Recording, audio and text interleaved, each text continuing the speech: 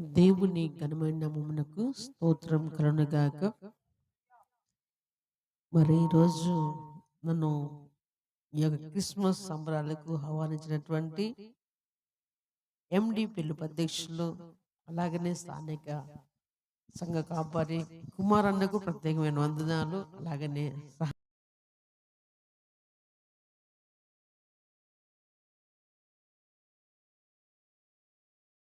సహనాలు, మరి రాములన్నకు కూడా వందనాలు.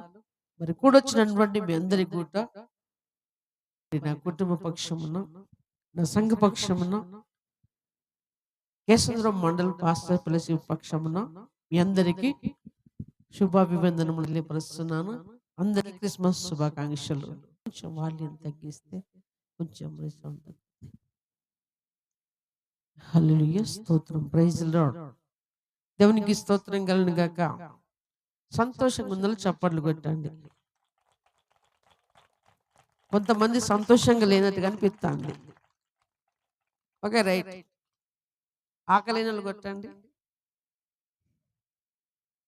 దేవునికి స్తోత్రం. అయితే నిద్రపోయేటోళ్ళు కొట్టండి. నిద్రపోయేటోళ్ళు దేవునికి స్తోత్రం.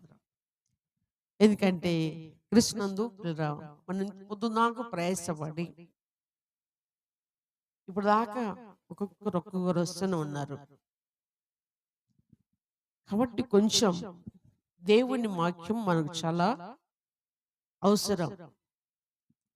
మరి ఈ కొత్తల పెళ్లి ప్రాంతం నుంచి నేను 4-5 సార్లు కొత్త పెళ్లి, రాజుల కొత్త పెళ్లి దయచేసి మన్నించాలి. ఫస్ట్ టైం ఈ ఊళ్ళోకి వచ్చాను కాబట్టి ఈ ఊరు నుంచి వెళ్ళాను, తార్సింగ్ బాయ్ దాకా వెళ్ళాను నేను. ఈరోజు ఈ రీతిగా మిమ్మల్ని చూడటం నాకు చాలా సంతోషం. దేవునికి స్తోత్రం, దేవునికి మహిమ. ఎంతో ప్రయాసపడదని కానీ ఈ సమూహం ఇక్కడ కూర్చోలేదు కనుక కృష్ణందు ఇంతమందికి దేవుని వాక్యము అవసరము. దేవునికి స్తోత్రం. అయితే నేను మాత్రం 2 మాటలు చెప్పి ముగిచ్చేస్తాను. ఇంకా మరి అన్నయ్య ఉన్నాడు కనుక దేవుని చేతిలో బలమైన రీతిలో వాడబడుతున్నటువంటి దేవుని దాసులు కుమారన్న గారు ఉన్నారు. వారి ముందు ఉన్నారు కనుక నేను 2 మాటలు చెప్పి ముగిచ్చేస్తాను. దేవునికి స్తోత్రం. లూకా సువార్త 2వ అధ్యాయము 14 వచనములు చూసినట్లయితే, సర్వోన్నతమైన స్థలములలో దేవునికి మహిమయు ఆయనకిష్టమైన మనుషులకు భూమి మీద సమాధానము కలుగునుగా కానీ దేవుని స్తోత్రము చేయుచుండెను. దేవునికి స్తోత్రం. యేసుక్రీస్తు ప్రభులు వారు ఈ భూలోకములో నరుడిగా జన్మించినప్పుడు ఆకాశం అందున్నటువంటి దూతలు మరి ఏమని కొనియాడుతున్నాయి? సర్వోన్నతమైనటువంటి స్థలములలో దేవునికి మహిమే. దేవునికి స్తోత్రం. మనం ప్రార్థన చేస్తూ ఉంటాం. 24 పెద్దల మధ్యలో ధవల సింహాసనమై కూర్చుండి నిత్యము ప్రతినిత్యము గాన ప్రతిగానములతో పరిశుద్ధుడు పరిశుద్ధుడు పరిశుద్ధుడు కొనియాడబడుచున్న మా దేవ అంటాం. దేవునికి స్తోత్రం. మనం స్తుతించుదను స్తుతించకపోయినను వేవేల దూతలు ఎప్పుడూ ప్రభువుని స్తుతిస్తూనే ఉంటాయి. సర్వ జీవులు కూడా ఆయనను స్తుతిస్తూనే ఉంటాయి. దేవునికి స్తోత్రం. అయితే అవన్నీ కాదని దేవుడు మానవుని రక్షించడానికి వచ్చాడు. దేవునికి స్తోత్రం. ఎవరిని రక్షించడానికి వచ్చారు? మానవుని రక్షించుకోవడానికి వచ్చాడు. ఎందుకు మానవుని మీద ఆయనకంత మక్కువ, అంత ప్రేమ అంటే, క్రీస్తునందు ప్రియులరా మనమందరము ఆయన పోలికలో ఉన్నాం, ఆయన రూపములో ఉన్నాం. దేవునికి స్తోత్రం. ఎప్పుడు కానీ తండ్రి, కన్న తండ్రి తన పిల్లలు కింది స్థాయిలో ఉండాలి, నేను మాత్రమే హై స్థితిలో ఉండాలని కోరుకోడు. ప్రతి తండ్రి కూడా నా పిల్లలు నాకంటే ఉన్నత స్థానములో ఉండాలని కోరుకుంటాడు. దేవునికి స్తోత్రం. అందుకే ప్రభుల వారు మరి ఆయన రూపములో మనల్ని చేసుకున్నందుకు గాను దేవాది దేవుడు తన వైభాగాన్ని వదిలిపెట్టి నరుడిగా మానవుల మధ్యలో నివాసము చేయడానికి వచ్చాడు. దేవునికి స్తోత్రం. ఈరోజు క్రీస్తునందు ప్రియులారా, ఎంతమంది భక్తులు మనం కూర్చొని ఉన్నాం, ఇంతమంది దేవుణ్ణి స్తుతించాం, ఎంతమంది దేవుణ్ణి గణపరిచాం. అందును బట్టి దేవునికి స్తోత్రం కలుగును గాక. అయితే ఆయనకి ఇష్టలుగా మనం ఎంతమంది బతుకుతున్నామో అది ఆయనకు మాత్రమే తెలుసు. హల్లెలూయా కదా. సర్వోన్నతమైన స్థలములో దేవునికి మహిమ, ఆయనకి ఇష్టలైన వారికి మాత్రమే భూమి మీద ఏం కలుగుతుంది? సమాధానం కలుగుతుంది. దేవునికి స్తోత్రం. మనం ఎన్ని పాటలు పాడినా, ఎంత ప్రార్థన చేసినా ఆయనకి ఇష్టలుగా ఉండకపోతే మనం చేస్తున్నటువంటి భక్తిలో మనకు ప్రయోజనకరం లేదు. క్రీస్తునందు ప్రియులారా, ఎన్నో క్రిస్మస్ వెళ్ళిపోతున్నాయి.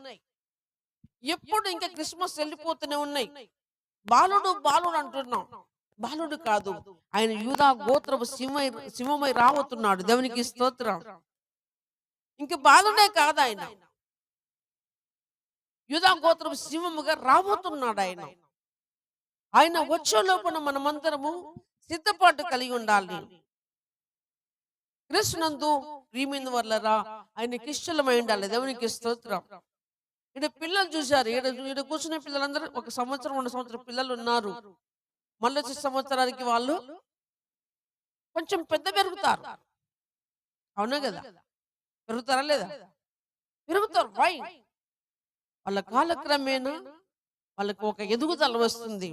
అయితే సంవత్సరాలు గడుస్తున్నాయి. క్రీస్తులో మనం ఎంత ఎదుగుతున్నాం, క్రీస్తుకి ఎంత ఇష్టంగా బతుకుతున్నాం, క్రీస్తుని ఎంతగా గణపరుస్తున్నాం అనేది మనం ఆలోచన చేయాలి. దేవునికి స్తోత్రం. యెహోవా యందు మనం ఏం కలిగి ఉండాలి? భయభక్తులు కలిగి ఉండాలి. ఈరోజు భక్తులు ఉన్నారు కానీ భయం లేదు. భయము లేని భక్తి భక్తి కాదని దేవుని వాక్యం సెలవిస్తుంది. దేవునికి స్తోత్రం. ఇవన్నీ మనకు తెలుసు, కానీ మనము చేయవలసిందే చేస్తున్నాం. అయితే ప్రభు అంటున్నాడు, దేవదూతలు అంటున్నాయి, భూమి మీద ఆయనకి ఇష్టమైన వారికి మాత్రం ఏం కలుగుతుందట? సమాధానం కలుగుతుంది. దేవునికి స్తోత్రం. దేవుడు నిజముగా అందరికి సమాధానం కలిగజేయడానికి వచ్చాడు. దేవునికి స్తోత్రం. అందరూ తానున్న చోటులో ఉండాలని వచ్చాడు. దేవునికి స్తోత్రం. కానీ అందరూ ఆయనను వెంబడించలేకపోతున్నారు. ఆయన భూలోకమునకు వచ్చి అన్నాడు, నేనే మార్గమును సత్యమును జీవమును అన్నాడు. ఆయన మార్గములో ఏముంది? సత్యముంది, జీవముంది. దేవునికి స్తోత్రం. ఆ సత్యమును కలిగి, ఆ జీవమును కలిగి క్రీస్తునందు ప్రియులారా, ఆయన దేవుడు లోకమునకు వెలుగైన ప్రకారము ఆయన పిల్లలమైన మనము ఈ లోకములో వెలుగుతుండగా చీకటిలో ఉన్న అనేక ప్రజలు ఈ వెలుగును చూసి, గమనించాలి, యేసుక్రీస్తు ప్రభువారు పుట్టినప్పుడు గొప్ప వెలుగును చూసినప్పుడు గొల్లలు ఏం చేశారండి? వెలుగుని కనుగొన్నారు. ఎన్నడూ లేని విధముగా ఉంది ఈ వెలుగు. ఇన్ని సంవత్సరాలు మనం అడవిలో గొర్రెలు కాసుకుంటున్నాం, మందల కడ పట్టుకుంటున్నాం, ఎన్నడూ లేనటువంటి వెలుగు విచిత్రంగా వెలుగుతుంది అని వారు చూసుకుంటూ వచ్చారు వెలుగును. ప్రియులారా, ప్రభు కొరకు మనం ఈ లోకములో వెలుగుతూ ఉంటే చీకటిలో ఉన్న అనేక ప్రజలు వెలుగును చూస్తానికి వస్తారు. చప్పట్లు కొట్టి దేవుని నామాన్ని మహిమపరుస్తాం. క్రీస్తునందు ప్రియులారా, ఒక మాట చెప్పి నేను ముగించేస్తాను. అయితే క్రీస్తునందు ప్రియులారా, దేవుని వాక్యం ఈ రీతిగా సెలవిస్తుంది. చూడండి, యెషయా గ్రంథము 50వ అధ్యాయములో 15వ వచనము చూస్తే ఆయన స్థానమును చూడండి, ఎక్కడ దాకా వచ్చాడో చూడండి. యెషయా గ్రంథం 57వ అధ్యాయము 15వ వచనం. మహాగణుడు, మహోన్నతుడు, ఆయన ఎవరండి? మహాగణుడు, మహోన్నతుడు, ఆయన పరిశుద్ధుడు. ఎక్కడున్నవాడు? ఆయన నిత్య నివాసైనటువంటి వాడు ఇలాగ సెలవచ్చున్నాడు. ఎక్కడ ఉండేవాడండి ఆయన? మహోన్నతమైనటువంటి పరిశుద్ధ స్థలములో నివసించువాడండి. దేవునికి స్తోత్రం. మనం అక్కడికి పోలేమని ఆయన ఇక్కడికి వచ్చి మనందరినీ కూడా తన రాజ్యమునకు వారసులము కావాలని దేవుడు కోరుచున్నాడు. దేవునికి స్తోత్రం. ప్రియరా, ఆయన సమీపింపరనేటువంటి తేజస్సులో వసహించేటువంటి దేవుడు.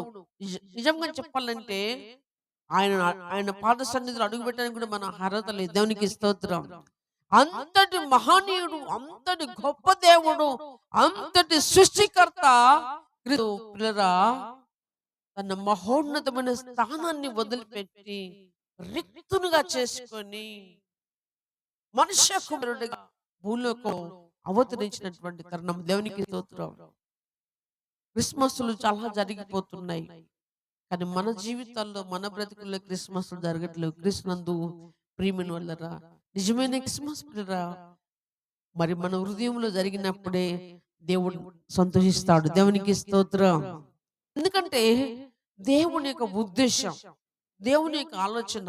గమనించి ఒక మాట చెప్తా. ఒక భర్త తన భార్య నా మాటే వినాలనుకుంటాడు. ఒక భార్య భర్తను కూడా ఏమంటది, నా మాటే వినాలనుకుంటారు. ఇద్దరు ఎవరి మాటలు ఎవరు వినకపోయినా కోపం చేసుకుంటారు. అయితే దేవుడు సృష్టికర్త, నా పిల్లలు నా మాట వినాలనుకుంటున్నాడు. దేవునికి స్తోత్రం. నా పిల్లలు నా మాట వినాలి. దేవుని ప్రణాళిక అదే, దేవుని ఉద్దేశం అదే.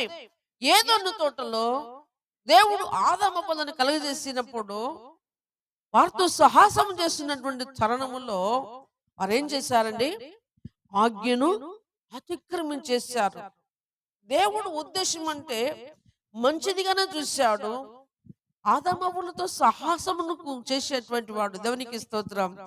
అయితే దేవుని ఆలోచనలు ఎప్పుడు కూడా సాతాను చెరపడానికి ఇష్టపడతా ఉంటాడు. ఏదోని తోటలో వారు మంచిగా జీవిస్తున్నటువంటి కాలములో సాతానుడు ఏం చేశాడు? ప్రభువు తీసుకొచ్చాడు. గమనించాలి. దేవుడు తీసుకొచ్చి వాళ్ళని ఒక ట్రాక్ మీద పెట్టాడు.